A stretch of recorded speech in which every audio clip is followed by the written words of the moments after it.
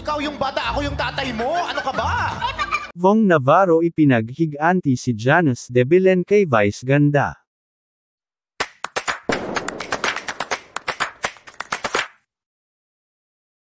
Trending ang naging episode ng It's Showtime sa segment na Mini-Miss You kahapon August 23 dahil sa naging reaksyon ni Janice de Belen kay Vice Ganda.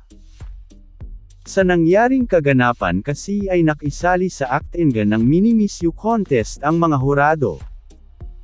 Kalat na kalat ang video clip ni Janice de Belen at Vice Ganda sa buong social media kung saan inaalok ni Vice Ganda ng chicharon ang mga hurado. Walang kaalam-alam si Vice na kukuha pala si Janice de Belen ng chicharon at hindi nga ito niya napansin kaya't ibinigay na niya ito sa iba. Tuwang-tuwa naman nga ang mga madlang people sa naging reaksyon na yun ni Janice. Agad naman nga humingi ng paumanhin si Vice Ganda kay Janice de Belen matapos nitong makita na kalat na sa Twitter ang video clip nilang dalawa. Hindi niya umano sinasadya at hindi talaga niya napansin na kukuha pala si Janice ng chicharon.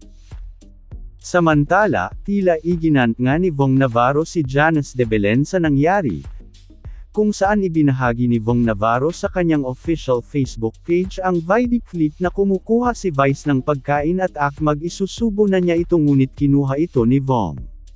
Makikita din ang nakakatuwang naging reaksyon ni Vice Ganda. Pinagkatuwaan nga ito ng mga netizens at sinabing dapat umano ay ibinigay niya ito kay Miss Janice. Tuwang-tuwa nga nito ang mga madlang people sa naging eksenang ito, ayon pa sa iba wala umanong makakapantay sa kasiyahan ay good vibes na naibibigay sa kanila ng It's Showtime.